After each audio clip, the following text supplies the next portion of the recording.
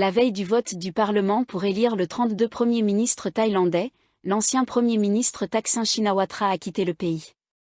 Il était revenu en Thaïlande en août 2022 après 15 ans d'exil alors qu'un membre de son parti, le Pheu Thai, allait être nommé Premier ministre et repart alors qu'Anutin Charnvirakul, chef du parti Bumjete devrait être nommé Premier ministre ce vendredi 5 septembre. Voir, crise politique, la Thaïlande choisira son nouveau Premier ministre vendredi. Un départ discret la veille d'un vote crucial.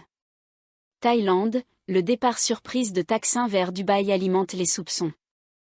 L'ancien Premier ministre Thaksin Shinawatra quitte le siège du parti Pheu Thai à Bangkok le 2 septembre 2025.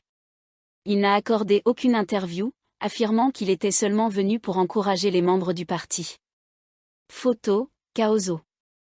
Au lieu de faire campagne pour renverser le résultat en faveur du candidat du Pheu Thai, Thaksin a quitté discrètement la Thaïlande sans annonce préalable. Son départ a fait la une des journaux dans la soirée du 4 septembre, lorsque la police de l'immigration de l'aéroport de Don Muang l'a arrêté pour vérifier ses documents avant de l'autoriser à quitter le pays. Beaucoup pensent qu'il s'est enfui pour s'établir à l'étranger avant une décision judiciaire cruciale concernant son « affaire du 14 étage » le 9 septembre. Il est accusé d'avoir simulé une maladie afin de purger sa peine dans une chambre VIP au 14 étage de l'hôpital de la police à Bangkok, plutôt qu'en prison. Voir, la Thaïlande en plein chaos politique, la fin de la dynastie Shinawatra ? Une interdiction de voyager récemment levée. Thaïlande, le départ surprise de Thaksin vers Dubaï alimente les soupçons. L'ancien Premier ministre Thaksin Shinawatra a quitté par un tribunal pénal thaïlandais des accusations de lèse-majesté portées contre lui le 22 août 2025. Photo, Reuters. Le commandant de la division 2 de l'immigration, le général de division Choangron Rinphadi, a confirmé qu'à 16h50, le 4 septembre, l'aéroport de Don Muang avait reçu une notification officielle. Elle concernait un passager s'apprêtant à quitter le pays à bord d'un jet privé à destination de Singapour. Le nom de Thaksin figurait sur le vol T7 GTS. Les vérifications du système n'ont révélé aucune décision judiciaire interdisant les voyages à l'étranger, ni aucun mandat d'arrêt en cours, a déclaré le commandant. Une précédente interdiction de voyager liée à des accusations de diffamation conjointe contre la monarchie et de saisie de fausses informations dans des systèmes informatiques avait été révoquée par une lettre du tribunal pénal datée du 22 août. Les agents de l'immigration ont autorisé son départ à 19h17. Une couverture médicale contestée. Thaïlande, le départ surprise de Thaksin vers Dubaï alimente les soupçons. L'ancien Premier ministre thaïlandais, Thaksin Shinawatra, assis dans un véhicule après avoir été libéré sur parole à Bangkok le 18 février 2024. Photo, Sakchelali AP. Des sources proches de Thaksin ont affirmé qu'il s'était rendu à Singapour pour un examen médical prévu de 2 jours, rejetant les rumeurs concernant son vol. Cependant, le suivi public des vols a montré que son avion survolait l'océan Indien à l'est de Chennai, en direction de Dubaï, où il possédait un manoir pendant son long exil, plutôt que Singapour. Les données ont ensuite confirmé que la destination était bien Dubaï, avec une arrivée prévue à 23h25, heure locale. Des calculs politiques en toile de fond. Thaïlande, le départ surprise de Thaksin vers Dubaï alimente les soupçons. Les 2 candidats au poste de Premier ministre en Thaïlande, à gauche, Shekhazem Nitiziri, parti Pheu Thai, et à droite, Anutin Charnvirakul, parti Bumjete. Son départ avant la décision de justice et la transition gouvernementale alimentent les spéculations selon lesquelles il serait en fuite, que ce soit temporairement ou à long terme. Compte tenu de ses années d'exil, qu'il qualifie de persécution politique, Thaksin pourrait envisager une nouvelle absence prolongée. Le récent rejet par la Cour constitutionnelle de la plainte de sa fille Paetongtarn, concernant la fuite de conversations au Cambodge, renforce cette hypothèse.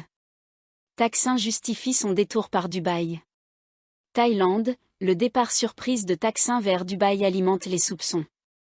Thaksin Shinawatra lors d'une interview alors qu'il était en exil en juin 2023. Photo, Kertalk.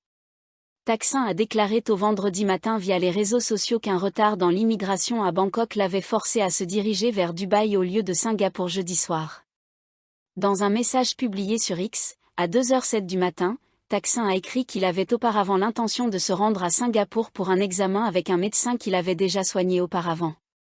Il s'est plaint que la police de l'immigration en Thaïlande avait retardé son vol de près de 2 heures alors qu'il avait déjà le droit de quitter le pays après une affaire judiciaire précédente.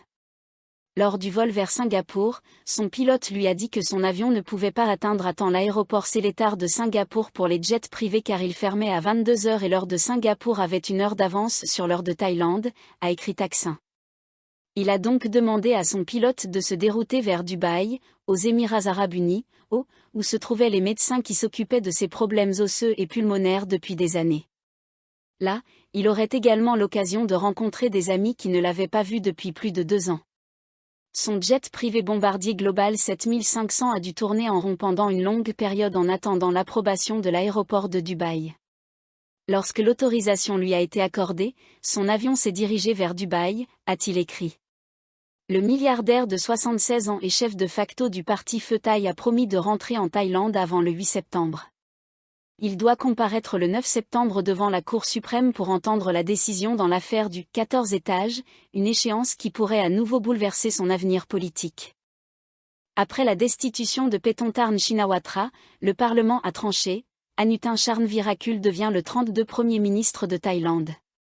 Il hérite d'un pays en pleine tourmente politique. Le vote a eu lieu le vendredi 5 septembre. Sur 490 votes, 311 ont été en faveur d'Anutin, 152 pour le candidat du Pheu Thai, Sheikh Nitiziri, et 27 abstentions. Plus tôt, à 11h35, la Chambre a décidé d'avancer le vote de la sélection du Premier ministre, le faisant passer du 8e au 2e point de l'ordre du jour, après un débat de plus de 2 heures. À 12h05, le processus de vote a commencé. Chechanok Chidchob, secrétaire général du BUMJT, a proposé la candidature d'Anutin, tandis que Sora Wontientom, député du Pheu Thai, présentait celle de Sheikh Azem. Ce scrutin intervenait après la décision de la Cour constitutionnelle du 29 août, qui a disqualifié Paetongtarn Shinawatra pour une fuite de conversation avec le président du Sénat cambodgien Hun Sen. Cette décision a également entraîné la dissolution du cabinet, ouvrant la voie à la nomination d'un nouveau Premier ministre. Duel au Parlement, Anutin vs Sheikh Azem. 2 candidats se sont affrontés. Anutin Charnvirakul, leader du BUMJT. Anutin s'est déclaré prêt à diriger un gouvernement minoritaire, soutenu par le Parti populaire. Ce dernier a confirmé qu'aucun député ne reviendrait sur son appui, tout en restant dans l'opposition et en refusant tout poste ministériel. Leur objectif affiché, dissoudre la Chambre et organiser un référendum sur une nouvelle constitution. Sheikh Azem Nitiziri, du Pheu Thai. Le Pheu Thai a misé sur Sheikh Azem, qui avait promis de dissoudre immédiatement la Chambre après avoir prêté serment et présenté son programme. Le parcours d'Anutin vers le pouvoir. Anutin a bénéficié de 143 voix du Parti populaire et de 146 voix d'autres partis, permettant la formation d'un gouvernement minoritaire. Né le 13 septembre 1966 à Bangkok, fils de Chavara Charnvirakul, ancien ministre de l'Intérieur et fondateur de Stekon, Anutin est diplômé en ingénierie de l'Université Hofstra, États-Unis, et titulaire d'un mini-MBA de l'Université Thammasat. Avec 29 ans de carrière politique, il a occupé des fonctions de conseiller, vice-ministre de la Santé publique et vice-ministre du Commerce sous Thaksin Shinawatra. Après l'interdiction politique de 5 ans liée à la dissolution du Thai Rak Thai en 2006, il est revenu en 2012 pour diriger le BUMJT. Il a ensuite été vice-premier ministre et ministre de la Santé publique dans le gouvernement Prayut Chan-o-cha durant la pandémie de Covid-19, puis ministre de l'Intérieur sous Srettha Thavisin et Paetongtarn Shinawatra. Anutin se met au travail. Après son élection, Anutin a promis de se consacrer pleinement à sa fonction, il n'y aura pas de vacances, a-t-il déclaré, remerciant le Parti populaire et ses soutiens. Les négociations sur la composition du cabinet sont en cours. Le BUMJT devrait obtenir 12 portefeuilles, dont 5 confiés à des personnalités extérieures. Parmi les pressentis figurent Setaput Sutiwartnarupu, Finance, Supatana Pompin Michao, Énergie, Siazak Fuanketkeo, Affaires étrangères, et Jatuporn Buruspa, Commerce. Le poste de ministre de la Justice reste à déterminer. Les partenaires de coalition incluent le Klatam, le Palang Pracharat, PPRP, une faction de la nation Thaï unie et plusieurs dissidents du Pheu Thai. Des rivalités persistent, notamment autour du portefeuille de la défense. Le Pheu Thai a annoncé qu'il rejoindrait l'opposition, affirmant « De nombreuses politiques inachevées attendront le jour où nous reviendrons les mener à bien, pour tous les Thaïlandais ». Les déclarations polémiques d'Anutin contre les Occidentaux. Anutin traîne encore la réputation de ses propos polémiques tenus en 2020, alors qu'il était ministre de la Santé. Il avait publié sur Twitter des messages visant les étrangers, en particulier les Occidentaux, les accusant de manquer d'hygiène et de contribuer à la propagation du Covid-19. Il avait notamment écrit que « les pharaons ne se douchent jamais », qu'ils représentaient un danger sanitaire et que la Thaïlande devait se méfier davantage des Occidentaux que des Asiatiques. Ces messages, supprimés depuis, continuent de lui valoir de vives critiques de la part de nombreux expatriés. Un touriste français s'est poignardé à 3 reprises en pleine rue sous les yeux des passants horrifiés à Athy, dans le sud de la Thaïlande. L'incident s'est produit le jeudi 4 septembre vers 16h30 au marché Kim Yom. L'homme s'est précipité dans un restaurant de poulet au riz, a saisi une paire de ciseaux puis s'est poignardé sur le trottoir, provoquant une forte hémorragie. Les commerçants ont immédiatement alerté les autorités. La police de Athy a indiqué avoir reçu un signalement faisant état d'un étranger se blessant volontairement avec un objet tranchant près du marché. Les secours sont intervenus rapidement, prodiguant les premiers soins avant de transporter le touriste d'urgence à l'hôpital. Selon des témoins, le Français, identifié comme Anu, 25 ans, marchait seul avant d'entrer soudainement dans le restaurant, de saisir les ciseaux et de s'infliger 3 coups violents à l'estomac. La police attend son rétablissement pour l'interroger sur ses motivations. Les premières investigations évoquent la possibilité d'un geste lié à des croyances religieuses ou à des pratiques sectaires. L'homme reste hospitalisé tandis que l'enquête se poursuit. Un Thaïlandais s'est fait passer pour un médecin afin de travailler dans une clinique du quartier de la Phra à Bangkok. L'homme de 74 ans, récidiviste, a avoué qu'il cherchait à obtenir un salaire élevé pour financer son addiction au jeu. Il a pu exercer dans la clinique pendant 2 mois malgré les soupçons du personnel infirmier. Une usurpation d'identité soigneusement préparée. Les agents de la division 3 du bureau de police métropolitain ont été alertés après une plainte indiquant que l'identité et le certificat du docteur Mani Jaruan avaient été utilisés pour postuler comme médecin à temps partiel dans plusieurs cliniques. Le plaignant estimait que cette fraude constituait une menace pour la société, car le suspect avait escroqué les propriétaires de cliniques tout en mettant en danger la santé des patients. L'enquête a révélé que l'usurpateur était Boonmak Phansila, 74 ans. Il prétendait être diplômé de la faculté de médecine de Pékin et expliquait que son nom n'était pas encore enregistré auprès du conseil médical, les documents étant selon lui, en cours de traitement.